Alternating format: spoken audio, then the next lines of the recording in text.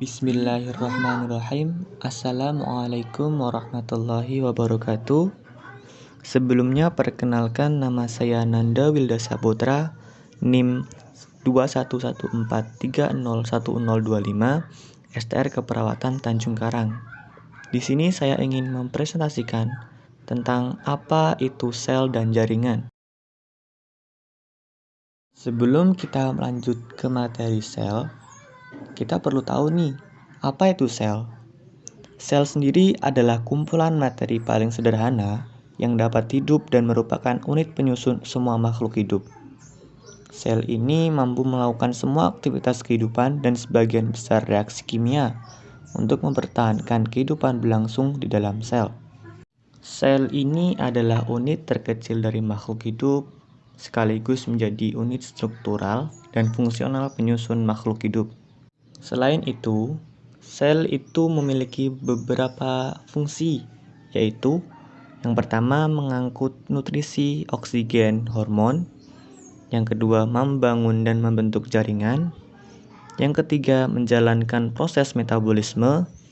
Yang keempat melakukan proses pembuangan atau ekskresi. Dan yang terakhir melaksanakan pertahanan tubuh. Ya, mari kita lanjut ke komponen penyusun sel. Sel sendiri memiliki 3 komponen sel. Yang pertama yaitu membran sel atau membran plasma. Membran sel sendiri atau membran plasma adalah membran semipermeabel pada sebuah sel yang mengelilingi dan membungkus isi sitoplasma dan nukleus. Membran sel memisahkan sel dari cairan interstitial di sekitarnya. Pembentukan membran sel sendiri dilakukan dengan bahan dasar berupa lipoprotein yang dibentuk oleh lemak dan protein. Membran sel sendiri memiliki banyak fungsi, yang salah satunya ialah melindungi sel dan tempat transportasi zat. Yang kedua ada sitoplasma. Sitoplasma adalah cairan dalam sel yang terletak antara membran plasma dan organel-organel sel. Sitoplasma ini terbuat dari air, protein, karbohidrat, lemak, mineral, dan vitamin. Dan yang terakhir, ada organel-organel sel. Dalam pelajaran biologi waktu kita di SMA atau di SMP, kita mungkin pernah mendengar tentang organel sel. Organel sel merupakan bagian penting dalam sel yang berfungsi untuk mengatur proses kehidupan di dalam sel. Di dalam organel sel, terdapat banyak organel lainnya. Salah satunya yaitu nukleus, yang merupakan bagian terbesar yang ada pada sebuah organel sel. Nukleus sendiri merupakan inti sel yang menjadi pusat komando pada sel. Nukleus biasanya merupakan organel yang paling menonjol dalam sel karena menyumbang sekitar 10% dari volume sel. Bentuk dari nukleus bermacam-macam. Ada yang berbentuk lonjong, bulat, atau bahkan berbentuk cakram. Meskipun nukleus merupakan inti sel, namun letaknya tidak selalu berada di tengah.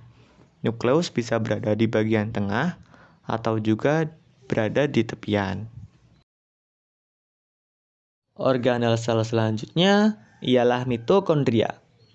Mitokondria adalah organel sel berbentuk bulat lonjong yang terdapat di dalam sel. Memiliki peran dalam respirasi sel, yang di dalam mitokondria, energi kimia digunakan untuk mengubah karbohidrat, protein, dan lemak. Mitokondria sendiri banyak terdapat pada sel otot, makhluk hidup, dan sel saraf. Retikulum endoplasma dan ribosom. Retikulum endoplasma atau sering disebut RE adalah organel sel yang berbentuk seperti jala yang ada di dalam sel. Retikulum endoplasma atau RE sendiri ialah organel yang dapat ditemukan pada semua sel eukariotik. Retikulum endoplasma merupakan bagian dari sistem endomembran. RE juga merupakan labin membran yang demikian banyak sehingga RE ini meliputi separuh lebih dari total membran dalam sel-sel eukariotik. Terdapat dua daerah RE yang struktur dan fungsinya berbeda jelas, walaupun keduanya tersambung, yaitu RE halus dan RE kasar. Di permukaan retikulum endoplasma kasar, terdapat bintik-bintik yang merupakan ribosom. Ribosom ini berperan dalam sintesis protein, maka fungsi utama RE kasar adalah sebagai tempat sintesis protein. Sedangkan retikulum endoplasma yang tidak diselimuti oleh ribosom disebut retikulum endoplasma halus atau RE halus. Fungsinya sendiri adalah untuk membentuk lemak dan steroid. Sel-sel yang sebagian besar terdiri dari retikulum endoplasma halus terdapat di beberapa organ seperti hati. Badan Golgi.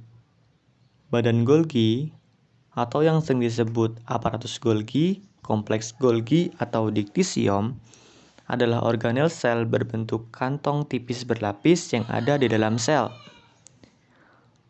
Badan Golgi memiliki fungsi sebagai sekresi sel, dan struktur ini dapat dilihat dengan menggunakan mikroskop cahaya biasa. Badan Golgi ditemukan oleh seorang ahli histologi dan patologi yang berkebangsaan Italia yang bernama Camillo Golgi.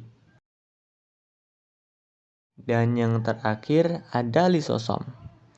Lisosom itu ialah organel sel berbentuk agak bulat, ukuran diameter 1,5 mikron yang ada di dalam sel.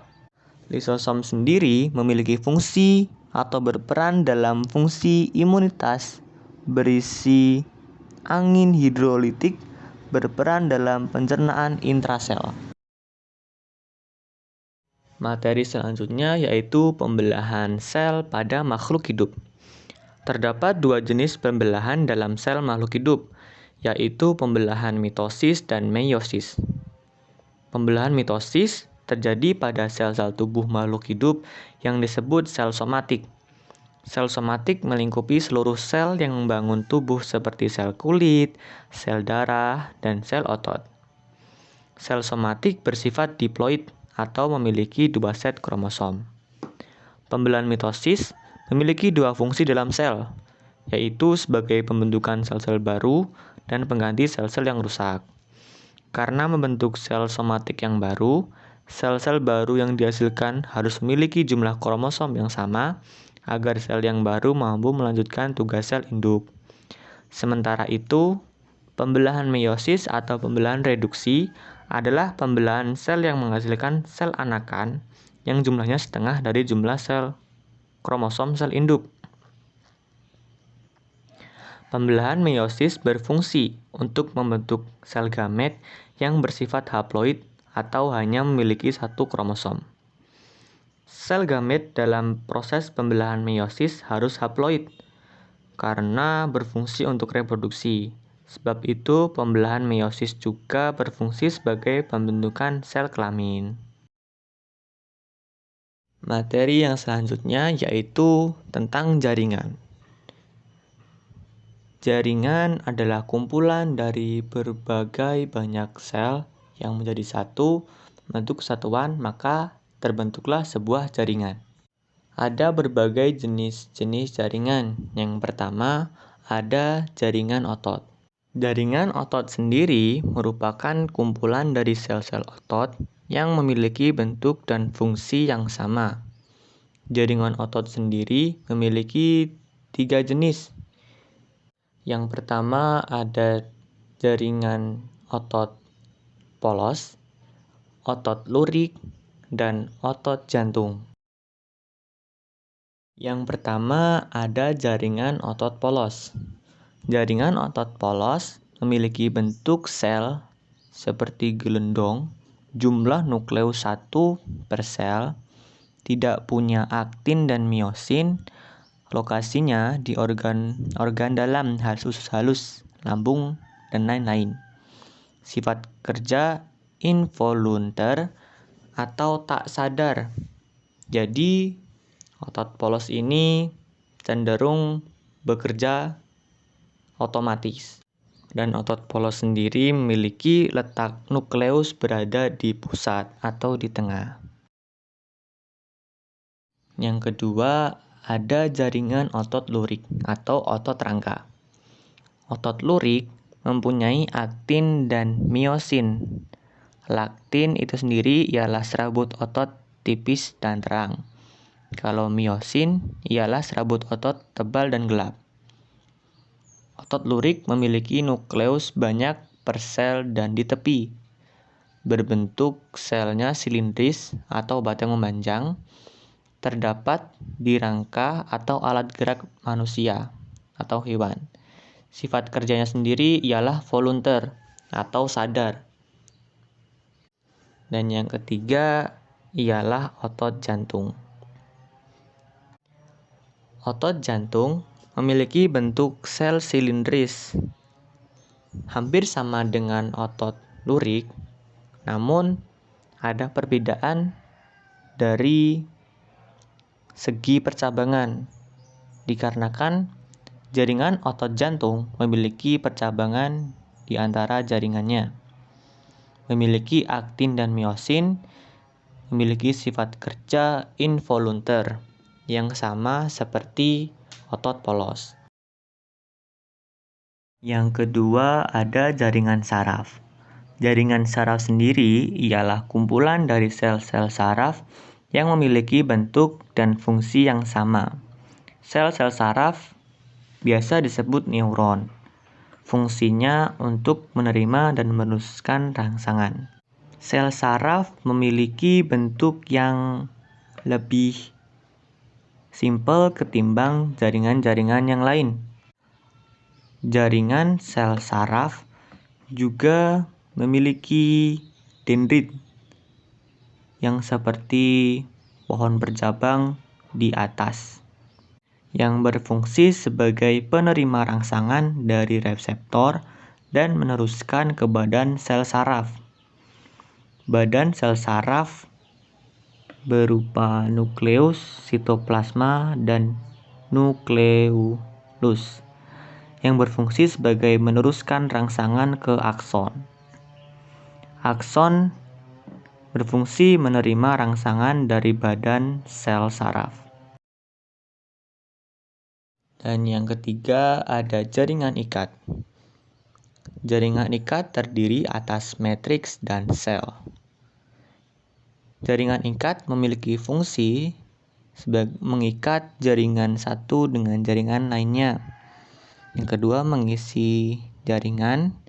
Yang ketiga penunjang atau penyokong. Dan ada pula fungsi khususnya, yaitu pengaturan suhu, pertahanan, dan regenerasi. Dan yang terakhir ialah jaringan epitel. Jaringan epitel melapisi bagian luar tubuh seperti kulit atau eksotelium, membatasi rongga tubuh atau mesotelium, maupun yang membatasi organ endotelium. Jaringan epitel dengan jaringan ikat yang berada di bawahnya dihubungkan oleh membran dasar. Jaringan epitel sendiri memiliki fungsi sebagai berikut. Yang pertama, sebagai pelindung jaringan di bawahnya, contoh kulit, esofagus, dan rongga mulut. Yang kedua, sebagai penerima rangsangan atau neuroreseptor. Contohnya ialah alat-alat indera seperti hidung, seperti mata, telinga, dan kulit. Yang ketiga, sebagai penyerap zat-zat yang dibutuhkan oleh tubuh, seperti contohnya dinding usus. Adapun lain sebagai penyaring zat-zat di dalam tubuh, contohnya nefron ginjal. Nomor 5 sebagai jalan pertukaran zat, contoh alveolus. Dan yang terakhir berperan dalam proses sekresi, contohnya di kelenjar minyak, kelenjar keringat. Mungkin itu saja yang dapat saya sampaikan. Kurang lebihnya saya mohon maaf. Saya akhiri. Wassalamualaikum warahmatullahi wabarakatuh.